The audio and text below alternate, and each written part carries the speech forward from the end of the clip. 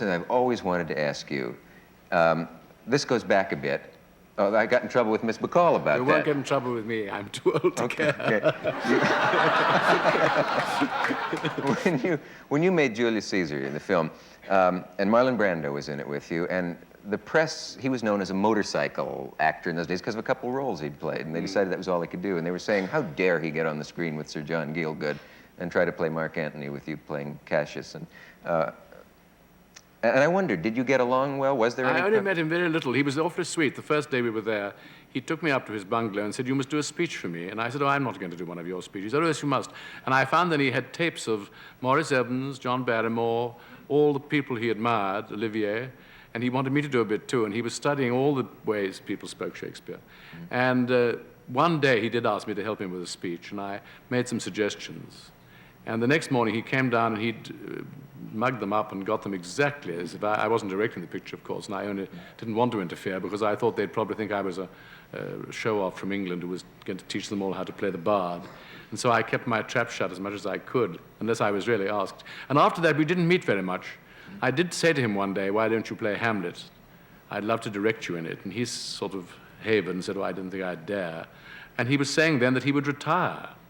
And he'd got plenty of money, and that his father had invested money for him, and he sent it home every week or something.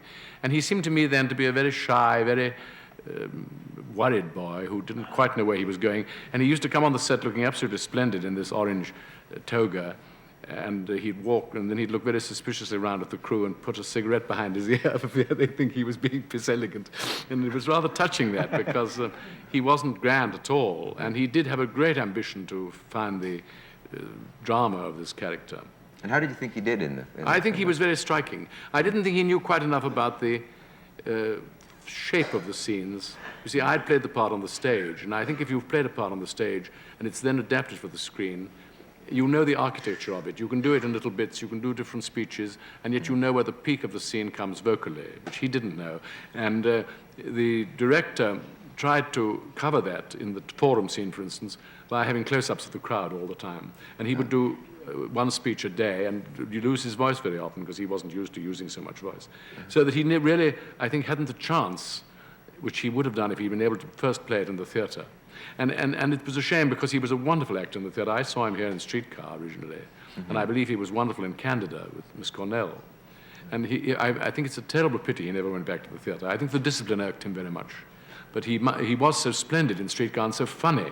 And what I think is wonderful with Marlon is that he has this, violence.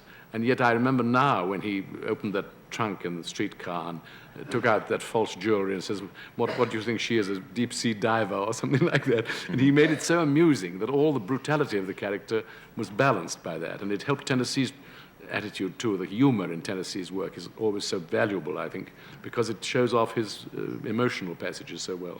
I wish he would appear in the theater too. I'd love to. So maybe his hearing you say this will help encourage him to do so.